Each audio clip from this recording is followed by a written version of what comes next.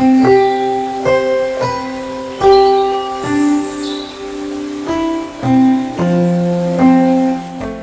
दोस्तों, मेरा नाम डॉक्टर रुचि अग्रवाल है। मैं एक गायनेकोलॉजिस्ट हूँ।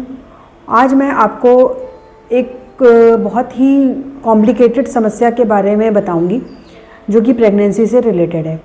प्रेगनेंसी में ज़्यादातर महिलाओं में ये देखा गया है कि बीपी प्रेगनेंसी के टाइम पे बढ़ जाता है, अदरवाइज़ बीपी उनका नॉर्मल रहता है। नॉर्मल बीपी की परिभाषा ये होती है कि जब बीपी 120-80 होता है, उससे नीचे होता है, उसे हम नॉर्मल कहते हैं। 90 और 60 से नीचे वाले ब्लड प्रेशर को हम लो ब्लड प्रेशर कहते हैं। लेकिन जब बीपी प्रेगनेंसी में बढ़ने लगता है, 120 से ऊपर 130-90, 140-90 हो जाता है, तो उसे हम हाई ब्लड प्रेशर कहते हैं।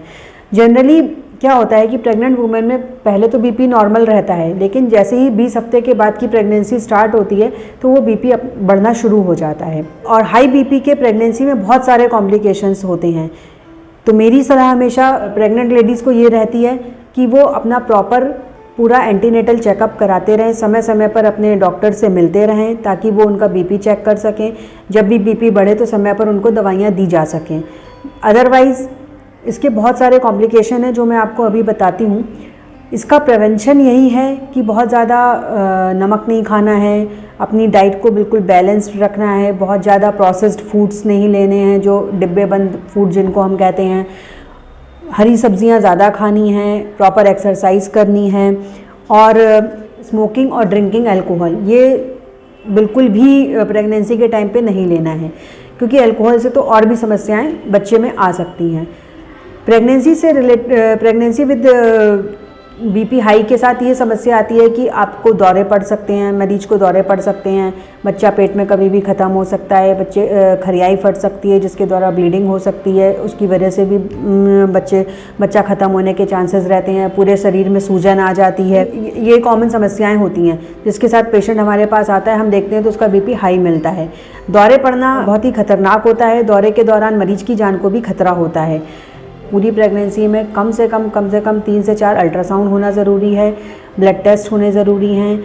जिन पेशेंटों में ब्लड टेस्ट के द्वारा हमें ब्लड और यूरिन टेस्ट के द्वारा हमें ये भी पता चलता है कि यूरिन में कहीं प्रोटीन तो नहीं जा रहा है, प्रोटीन जाता है तो हम ये मानते हैं कि भाई पेशेंट को बीपी हाई हो सकता है।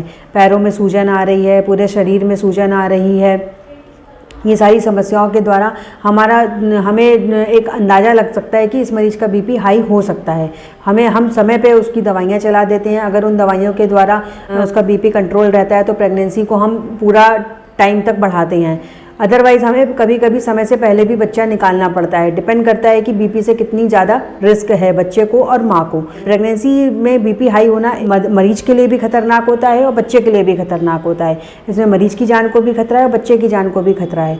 तो मेरी एडवाइस यही रहेगी ऐसे मरीजों को जिनका बीपी हाई होता है वो अपने डॉक्टर से ज़रूर सलाह लेती रहें, समय समय पर अपना बीपी चेक कराती रहें, और जो भी मैंने प्रिवेंटिव मेजर्स बताए हैं जैसे कि ज़्यादा सॉल्ट नहीं खाना है, ज़्यादा मसालेदार चीज़ें नहीं खानी है, प्रॉपर हल्की फुल्की एक्सरसाइजेस भी करते रहना है, ये सारी चीज़ों को फॉलो करते हुए प्रॉपर अल्ट्रासाउंड कराती रहें ताकि बच्चे के बारे में भी पता चलता रहे, और अगर बीपी बढ़ता है तो समय पर वो दवाइयाँ खाती रहें जिससे कि उनकी ये बीपी की समस्या का समाधान हो सके। और फिर भी अगर कोई कॉम्प्लिकेशन होता है तो अपने डॉक्टर से इसके बारे में सलाह ज़रूर करें।